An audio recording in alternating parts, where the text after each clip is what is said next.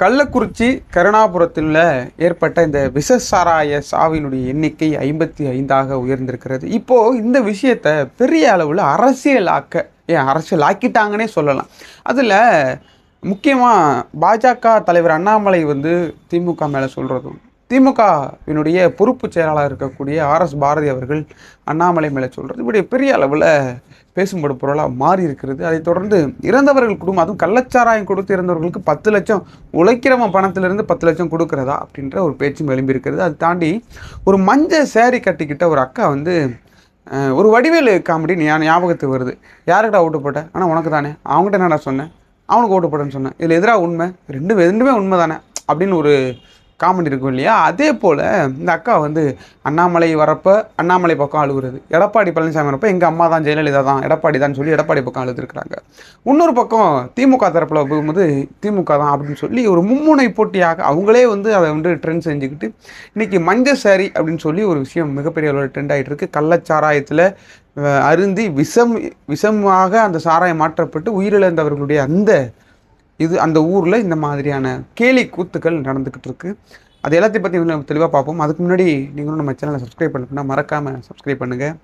இது போல் பல விஷயங்களை கொண்டு என்னால் உங்ககிட்ட சேர்க்க முடியும் அப்படின்னு நம்புகிறேன். வாங்க வீடியோக்குள்ளே போகலாம். கள்ளச்சாராயம் கருணாபுரம் இந்த விஷயத்தை பற்றி நம்ம சொல்லணும்னு அவசியம் இல்லை. ஆல்ரெடி பிடித்து சிதறி நிறைய பேசியிருக்கிறாங்க, நிறைய பேசும்படும் பொருளாக மாறி இருக்கிறது. ஆனால் இப்போதைக்கு இந்த விடயத்தில் இந்த விஷயத்தில் இதை அரசியலாக்க பார்க்கிறார்கள், இல்லை அரசியலாக்கப்பட்டிருக்கிறார்கள் அப்படின்றத நம்ம தெளிவாக பார்ப்போம். ஏன் அப்படின்னா அதிமுகவில் எடப்பாடி பழனிசாமி அவர்கள் சட்டமன்றத்தில், அதாவது தமிழ்நாட்டினுடைய 7 கோடி மக்களினுடைய ஒரு இறையாண்மை கொண்ட ஒரு இடம் தான் சட்டமன்றம். அந்த சட்டமன்றத்தில் வெளிநடப்பு செய்கிறது தப்பு இல்லை. ஆனால் அங்கே இருந்து கொண்டு ஆளும் அரசாக இருக்கக்கூடிய திமுக அரசை கேள்வி கேட்க தவறி இருக்கிறார். அதே மற்ற ப்ரெஸ்ஸில் உட்காந்துக்கிட்டு இந்த மாதிரி அவங்க வெள்ளை அறிக்கை விட தயாரா, ஸ்டாலின் கவர்மெண்ட் ராஜினாமா செய்ய தயாரா, இந்த மாதிரி மதுவிலக்கு அமைச்சர் ராஜினாமா செய்வாரான்னு சொல்லி பேசுகிறதுல என்ன பலன் இருக்குது? நீங்கள் எங்கே பேசணுமோ அங்கே பேச தவறு இருக்கிறீங்களே. ஆனால் இந்த விஷயத்தை ஏன் அரசியலாக்க முற்படுக்கிறீங்க? எடப்பாடி என்பது ஒரு வீக்னஸாக இருக்கக்கூடிய ஒரு நபர். இந்த வீக்னஸ் நபர் ஏன் வீக்னஸ்ன்னு சொல்கிறவங்க நல்லாவே தெரியும். பல ரெக்கார்டை பிரேக் பண்ணவர் தான் இந்த எடப்பாடி. 9-11 தொடர் தோல்வி கொடுத்தவர் தான் இந்த எடப்பாடி. ஸோ இது மாதிரி ரெக்கார்டை பிரேக் பண்ண எடப்பாடி திடீர்னு அந்தர்பெல்ட் அடிக்கிறாரு இந்த கள்ளக்குறிச்சி விஷயத்தில். அவரோட ஆட்சி காலத்தில் 13 பேர் துப்பாக்கியால் சுட்டு கொல்லப்பட்டாங்க தூத்துக்குடியில். அப்போ இதை பற்றி பத்திரிகையாளர் ஒரு கேள்வியை கேட்கும் பொழுது என்ன சொல்கிறாங்க, நான் டிவி பார்த்தா விஷயத்தை தெரிஞ்சுக்கிட்டேன். ஒரு முதலமைச்சர் சொல்லக்கூடிய விஷயம். அப்போ ஒரு வேலை இல்லாமல் டிவி பார்த்துக்கிட்டு இருந்திருக்காரு. சரியா? இதே போல் நிறைய விடயங்கள், அதாவது ஜெயலலிதா பீரியடில் அந்த மகாமுகம் குளத்தில் குளிக்கும் பொழுது 42 பேருக்கு மேலே இறந்துருக்குறாங்க. அப்போது ஜெயலலிதா அம்மையார் அவர்கள் ஆட்சியை கலைச்சாங்களா, இல்லை ராஜினாமா பண்ணாங்களா? இப்படி பல கேள்விகள் இருக்குது. கேள்வி கேட்கக்கூடிய எடப்பாடி பழனிசாமி எதிர்க்கட்சி தலைவராக எங்கே பேசணும் அங்கே பேச தவறி இருக்கிறார். இப்போது அண்ணாமலையை எடுத்துக்கோங்க. அண்ணாமலை வழக்கத்துக்கு மாறாக பொய் சொல்லக்கூடிய ஆள். ஏன் சொல்கிறேன் அப்படின்னா, அவர் கூடவே இருந்த திருச்சி சூர்யா அப்படின்னு சொல்லிட்டு நேற்றைய தினத்தில் ஒரு ட்விட் ஒன்று போட்டிருக்கிறார். திமுகன்னு எப்போ பார்த்தாலும் கூவிட்டு இருக்கக்கூடிய இந்த பாஜக தலைமை அவர்கள்கிட்ட மணல் கடத்தல் கும்பல்கிட்ட 80 லட்சத்திலிருந்து கிட்டத்தட்ட 80 கோடி வரைக்கும் பணத்தை வாங்கிக்கிட்டு அதை கண்டும் காணாமல் விட்டுருவாங்க. சும்மா பேச்சுக்கு மட்டும்தான் அந்த பாஜக பேசுன்னு சொல்லி கட்சிக்குள்ளே அண்ணாமலையோடு ரொம்ப நெருக்கமாக இருந்த அந்த திருச்சி சூர்யா சொல்லியிருக்கிறார். அப்போது அண்ணாமலை தலைமை வெறும் வாய்ச்சவடால் தான், வெறும் பொய் தான் பேசுவாங்கன்னு சொல்லி திட்டவட்டமாக மிக தெளிவாக திருச்சி சூர்யா அவர்கள் பேசியிருக்கிறாங்க. இதை வைத்து எல்லாத்தையும் பார்க்கும் பொழுது அண்ணாமலை மேலே RS பாரதி அவர்கள் சொல்வது சரியானதாக இருக்குமோ? ஒருவேளை திமுக பக்கம் இந்த விஷயத்தை திருப்ப பார்க்குறாங்களோன்றது. ஏன்னா ஆளும் கட்சி மக்கள் மத்தியில் கொந்தளிப்பு ஏற்படுத்தணும். கள்ளச்சாராயம் விற்க சொன்னவன் இப்படி எல்லாமே திமுக காரன், நகர செயலாளர், MLA, இப்படி பலரும் பல விதமான குற்றச்சாட்டுகளை சொல்கிறாங்க. ஒன்று நம்மக்கிட்ட ஒரு கேள்வி இருக்குது. இறந்தவர்களுக்கு ஆழ்ந்த இரங்கல்கள். ஆனால் செத்தவன் என்னைக்காவது அரசு போய் குடின்னு சொன்னதா, இல்லை கள்ளச்சாராயம் விற்பதற்கு அரசு நீ வெய்யி அப்படின்னு சொல்லி சொன்னதா அப்படின்றது தெரியல.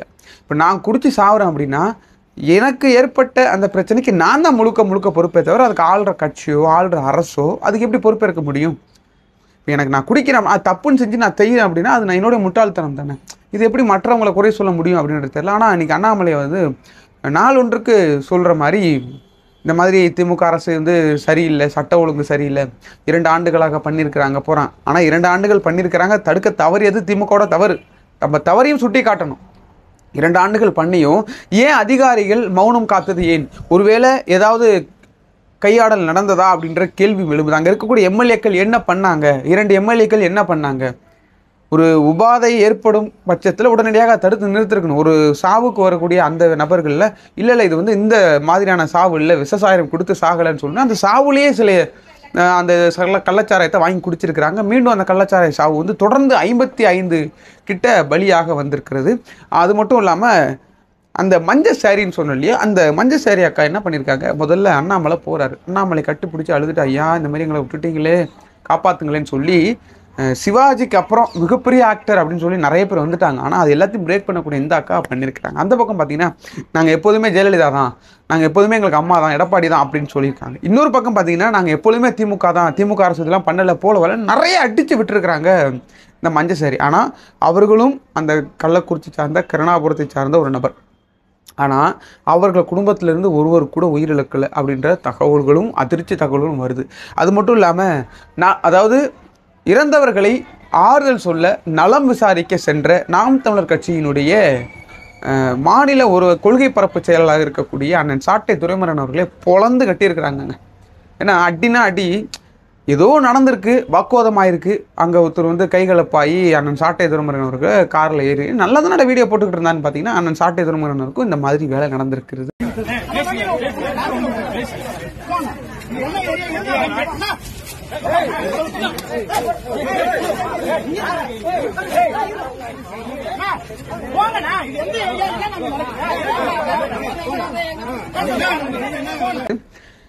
அங்க ஆறுதலாக செல்லக்கூடிய நபர்களை அடிக்கிறாங்க. வேற ஏதோ நடந்திருக்கிறது. ஒரு பின்னாடி நாம் தமிழர் கட்சியா இருக்கக்கூடிய சாட்டை துரைமுருகனோ இல்லை அண்ணாமலை சொல்ற மாதிரி அண்ணாமலையோ இப்படி பலரும் இதில் வந்து உள்ளே போயிட்டு வெளியே வர்றாங்க. ஆனால் யார் உண்மையான குற்றவாளி? கண்ணுக்குட்டி இந்த மாதிரி சில நபர்கள் வர்றாங்க. அப்படி பார்த்தா பாண்டிச்சேரியிலேருந்துலாம் அந்த மெத்தனால்னு சொல்லக்கூடிய அந்த விஷவாயு கொண்ட ஒரு வேதிப்பொருள் அந்த கள்ளச்சாராயத்தில் கலக்கக்கூடிய அந்த பொருள் அங்கே போயிருக்கிறது. அப்படி பார்த்தா கள்ளச்சாராயத்திற்கு தேவைப்பட்ட அந்த விஷவாயு எங்கேருந்து இருந்ததுன்னா பாண்டிச்சேரியிலேருந்து. அந்த பாண்டிச்சேரியில் இருக்கக்கூடிய அந்த முதலமைச்சர் யார் அப்படின்னா பாஜகவுக்கு சொந்தமானது. ஏன் அண்ணாமலை ஒருபோதும் வாழக்கூடிய அதாவது தான் சேர்ந்திருக்கக்கூடிய கட்சியினுடைய முதலமைச்சர் ஆளக்கூடிய அந்த இதை வந்து ஏன் பேச மாட்டேங்கிறார்?